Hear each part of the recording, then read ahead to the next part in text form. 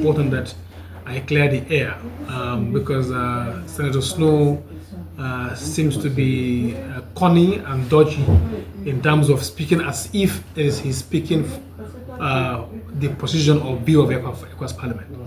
I want to make it categorically clear that yes, he is the chairman of the political affairs, but that doesn't give you the latitude to speak as if this has been sanctioned by the ECOWAS Parliament. He can call himself as chairman. I am a deputy speaker who have the overall oversight of the entire parliamentary structure here.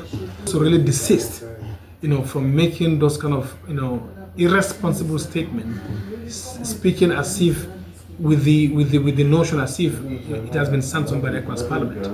You can be a chair of. Why don't you refer himself as a senator from Liberia? But it's just to dribble the minds of the electorate. But he mean no good for us. This is the same person. If he really mean well for Gambians, I would have expected him to stand, before the chamber when Gambia's interests were brought here, for us to really look at establishing a court, hybrid court, that will look into, the gross human rights violation and abuses under Jammeh's regime. But he refuses. He vehemently went against the court to listen to all these things. He went against it and campaigned for countries not to approve for us to have a hybrid system. And this hybrid court, these are to make sure that crimes that have been committed, outside our jurisdiction. We don't have law that time to punish on torture. We don't have laws to punish other crimes. That are our legal gaps, So we are creating this court to make sure that at least, crimes that have been conducted should not go unpunished. So I don't expect. Moreover, our constitution is very clear in this.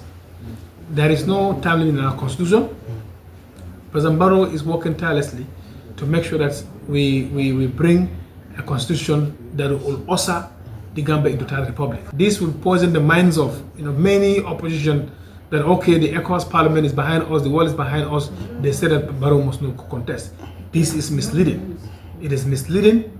It is really uncalled for. It is really disheartening and very disappointing. And I want to assure the general public, his statement is never, a true reflection of the ECOWAS Parliament. His statement is never, a born out of resolution or decision of the ECOWAS Parliament. He made his own statement recklessly and then lose. Gambia is never a discussion at the level of ECOWAS Parliament. This is what they do. I know it's an independent opposition in their country. Opposition everywhere seem to sympathize each other. So basically, these are things that they normally do to create chaos in countries. So that when there's chaos, you can run and say, Madam Speaker, I think there's a need for you to deploy a fact-finding mission in the Gambia. These are all ways of means of trying to look for missions to go to countries when there's chaos, but not in the best interest of the community. Because as leaders, we must measure our words. We must not be too reckless with our words that will create or tantamount to creating problems in member states. But don't you think his concern is legitimate? Listening to when Gambia presented this report, comments made by your colleagues. Yeah, my colleagues now understood that they thought there is a legal instrument, or there's a constitutional provision that's also preached on time limit. But when I explained to them that the Constitution does not have time limit, they tend to understand. That is why there was no further explanation needed by them. They didn't ask me to clarify.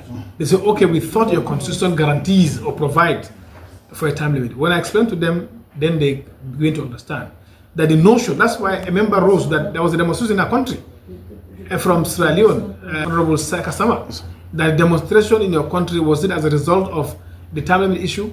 But thank God, the opposition leader, Minority Leader of our Parliament, who is a member of my delegation, rose and told him that there is no demonstration as regard to time limit in the Gambia.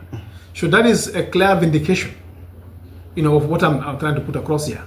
This is an opposition leader in Parliament trying to vindicate or trying to even clarify that there is nothing like a demonstration in the Gambia in respect of time limits. There are platforms or mediums of communication for us to really enlighten and sensitize our people, what's obtained on the ground, what are the current realities, and what are the measures that we're addressing in terms of getting to the promised land. Like I said in my country report today, Gambia is relatively very, very stable. We have about 22 political parties. This shows the level of democracy, the democratic space that the government has really put in place. to make sure that everybody across sector feel free to participate, to vote and be voted for, as provided in our constitution.